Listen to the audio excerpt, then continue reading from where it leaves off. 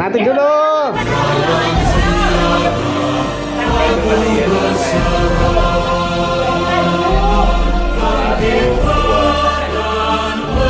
Satu, dua, lagi, dua, tiga. Bedanya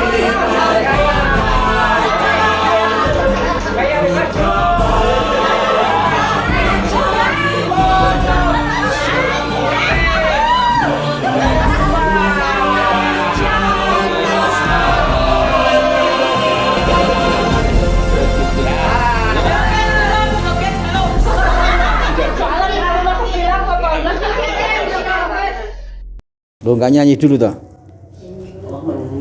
Hah? Nyanyi lah. Pas. Ya, langsung saja nggak apa-apa.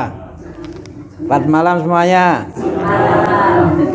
Apakah ada yang merasa terkesan dari sosok yang menjadi pelindung lingkungan ini? Pelindungnya itu Santa Ana.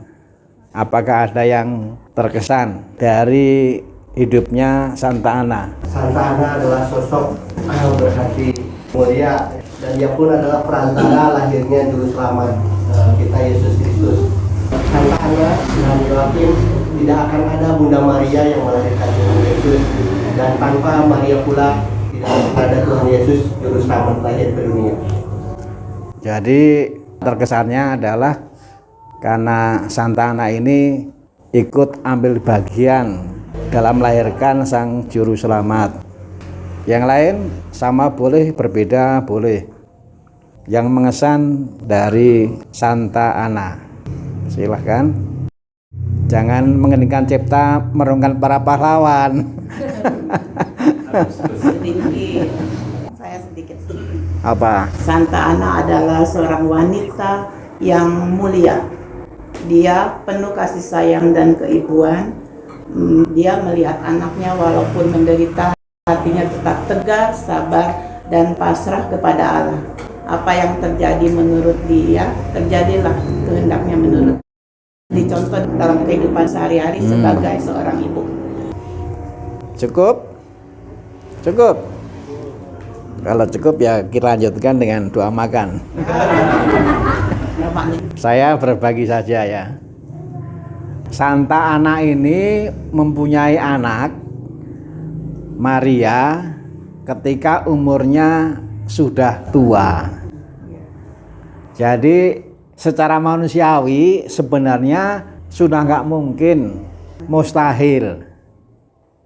Tetapi yang mustahil bagi manusia itu tidak mustahil bagi Allah.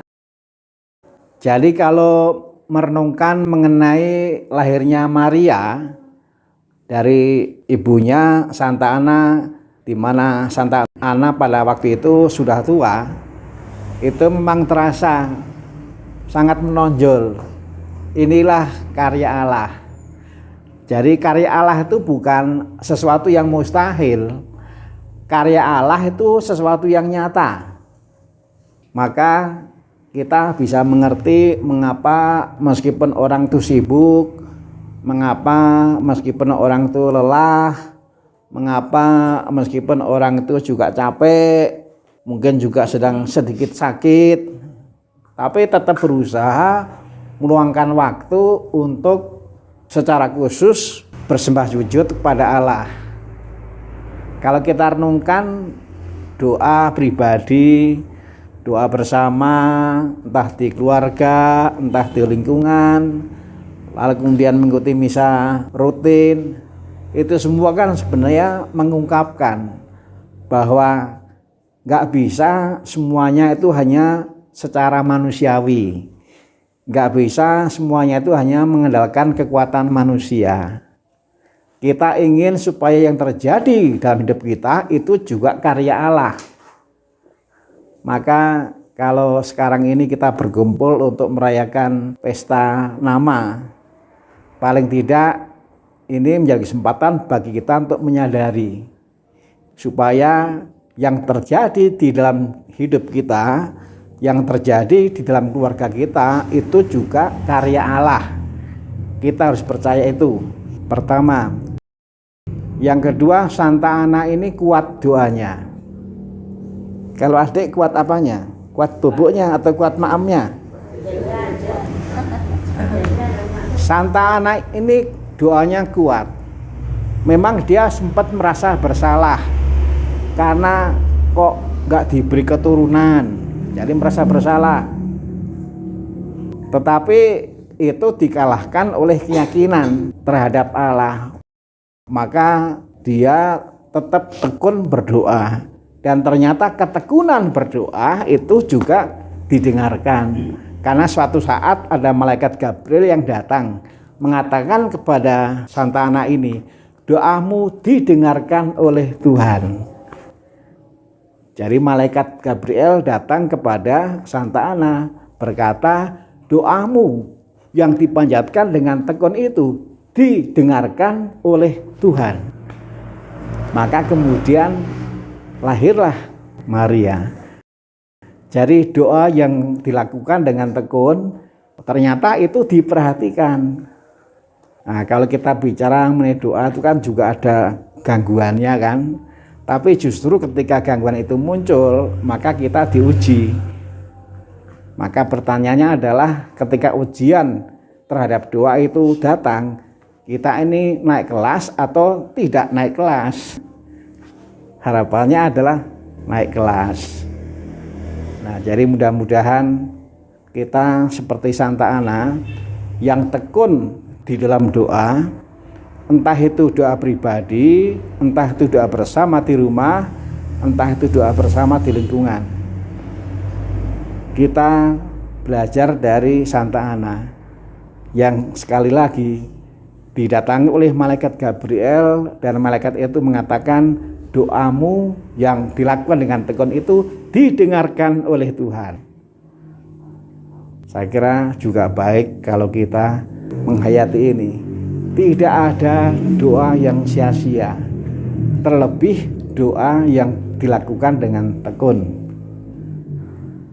Mudah-mudahan kita di samping bisa tekun berdoa bersama di lingkungan, yuk kita juga menekuni doa bersama di rumah. Kalau kita renungkan, enggak semua umat itu bisa sendiri untuk melakukan doa bersama di rumah. Ada juga orang yang kalau doa bersama di lingkungan rajin, malah lingkungan manapun yang mengadakan didatangi, rajin mengikuti doa bersama yang diadakan oleh lingkungan, entah lingkungan sendiri, entah lingkungan orang lain. Tapi orang yang seperti ini ada juga yang ternyata masih perlu ditolong untuk juga tekun doa bersama di rumah. Mungkin baik kalau nanti cari waktu, yuk kita saling sharing mengenai doa bersama di rumah. Yang sudah bisa melakukan sharing, lalu yang belum bisa melakukan juga sharing apa kesulitannya kalau doa bersama di rumah. Itu kita jadikan sebagai tanggung jawab bersama. Maka orang sulit ngobrol dengan orang sulit itu bisa saja nanti kemudian menemukan jalan. Jadi kita berusaha betul belajar dari Santa Ana yang kuat, yang tekun dalam doa, dan itu diperhatikan oleh Tuhan. Nah, kita juga mau berusaha untuk tekun dalam doa, tak terkecuali doa bersama di rumah. Nanti dulu.